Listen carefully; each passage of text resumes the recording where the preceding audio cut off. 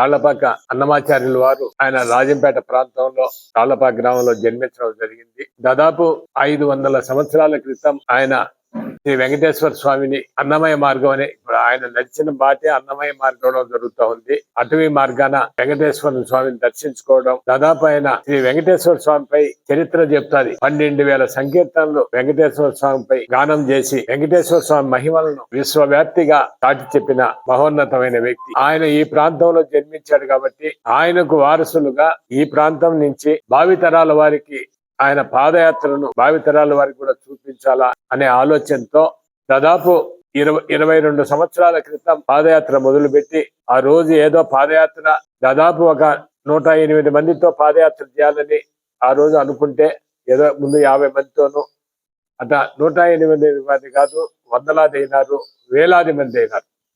ముఖ్యంగా ఎందుకంటే ఆ మార్గం చాలా కష్టతరమైన మార్గం. ఈ రోజు ఏదైనా 1 కిలోమీటర్ కిలోమీటర్ పోవాలన్నా 2 కిలోమీటర్ పోవాలన్నా ఏదో ఒక వాహనాన్ని ఎక్కే పరిస్థితి, ఏదో ఒక వాహనం ఎక్కిపోయే పరిస్థితి. అలాంటిది ఎంతో కష్టతరమైంది.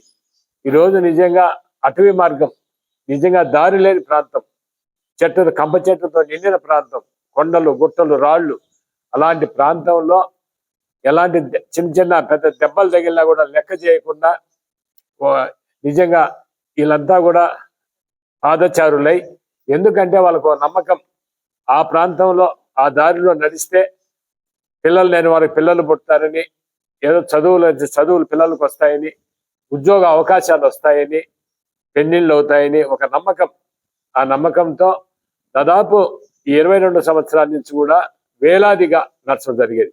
అది కూడా ఏంటంటే గోవిందమాల ధరించి గోవిందమాల పూర్తిగా 40 రోజులు దీక్షతో ఉండి అక్కడ స్వామిని దర్శించుకొని దీక్ష విరమింపడం చేయడం జరుగుతుంది.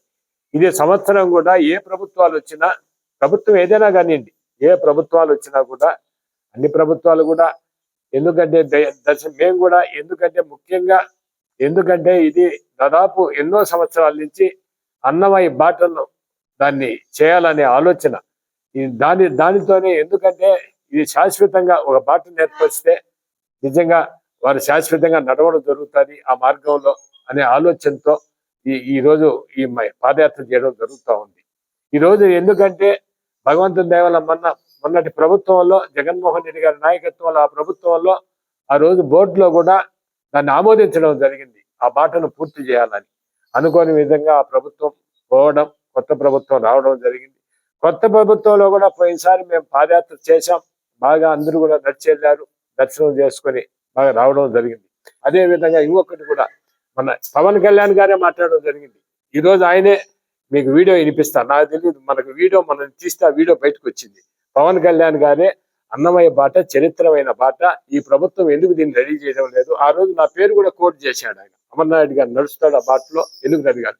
ఇప్పుడు మీకు ఆ వీడియో కూడా వినిపిస్తా. చాలా దుర్మార్గమైన చర్య.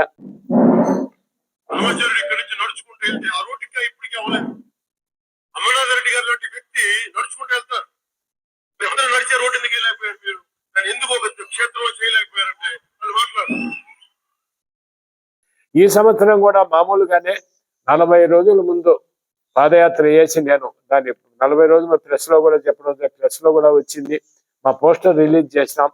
అప్పటి నుంచి కూడా అధికారులంతా కూడా ఎలాంటి సూచనలు కూడా చేయకుండా, నేను మొన్ననే పోయి తిరుమలలో కూడా జేఈఓ గారిని కలిసి మా వాళ్ళందరికీ దర్శనం చేయించాలా, పోయినసారి కూడా జరిగింది, బాగా జరగాలంటే జేఈఓ గారు కూడా స్పందించారు, నిజంగా చేయడం జరుగుతుంది అన్నారు.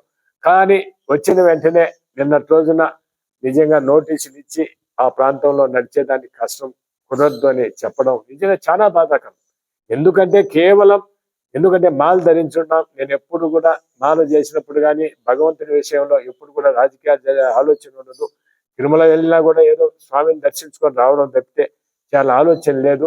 తప్పకుండా ఏంటంటే మీకు ఒక 15 మందిని నడవండి, మీకు ఏమన్నా మేము సెక్యూరిటీ ఏనుగులు ఉన్నాయి అవన్నీ చెప్పడం జరిగింది, మీకు సెక్యూరిటీ ఇస్తామంటే 15 మంది ఏంది, నేను నడిచేదే ప్రజల కోసం, వాళ్ళ కోసం నేను నడుస్తాను, నేను పోవడం ఏంది, అదైతే అటు కుదరదు. నేను వెళ్తే అన్నమయ్య మార్గంలోనే వెళ్ళాలి, లేకపోతే దాని మార్గాన్ని నేను ఆ ప్రోగ్రామే నేను విరమించుకుంటానని చెప్పడం జరిగింది. ఎందుకంటే మనం మాల్ ధరించున్నాం, నిష్ఠతో పోతున్నాం. ఇలాంటి రప్చర్ ఎందుకనే ఆలోచనతో మేము విరమించడం జరిగింది.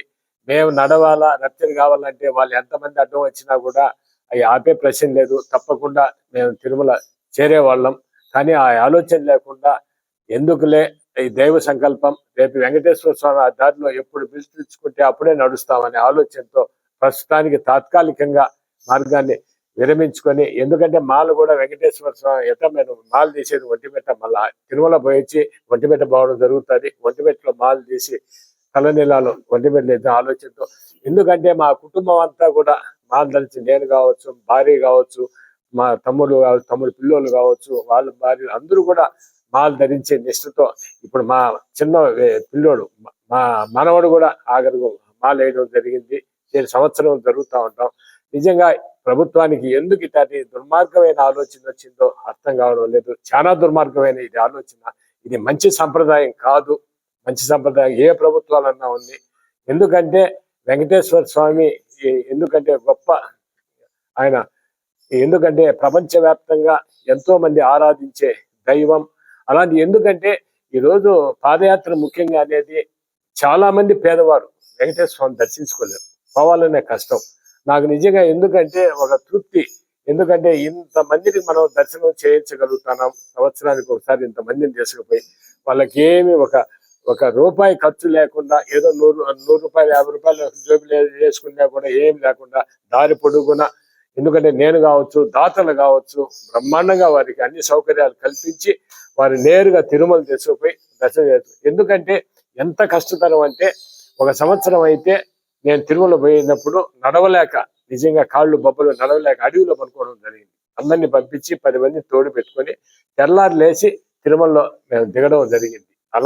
అలాంటి ఎన్ని క్రూర ముఖాలున్నా రాత్రి మేము అడవిలోనే పనుకుంటే ఏం చేయాలి. 10-20 మంది మేము అడవిలో పనుకొని పనుకొని పొద్దున్నే దిగడం జరిగింది. ఒక సంవత్సరం అయితే విపరీతమైన తుఫాన్, పాదయాత్ర మొదలు నుంచి అడవిలో కూడా చెట్లు ఊగిపోతున్నాయి. ముసలోళ్ళు వణికిపోతామంటే వాళ్ళ బెడ్షీట్లో వేసి మోసుకొని పోవడం జరిగింది. అలాంటిది ఇప్పటి వరకు కూడా ఎవరికే కానీ చీమ కొట్టినట్టు కూడా జరగల. అలాంటిది 23 సంవత్సరాలు జరిగిన పాదయాత్ర ఈ రోజు నిజంగా ఆటంకి చేయడం చాలా దుర్మార్గమైన చర్య. దీన్ని తీవ్రంగా ఖండిస్తున్నాం. తీవ్రంగా దీన్ని నిజంగా ఇది మంచి సంప్రదాయం కాదు, మంచి పద్ధతి కాదని కూడా తెలియజేస్తున్నాం.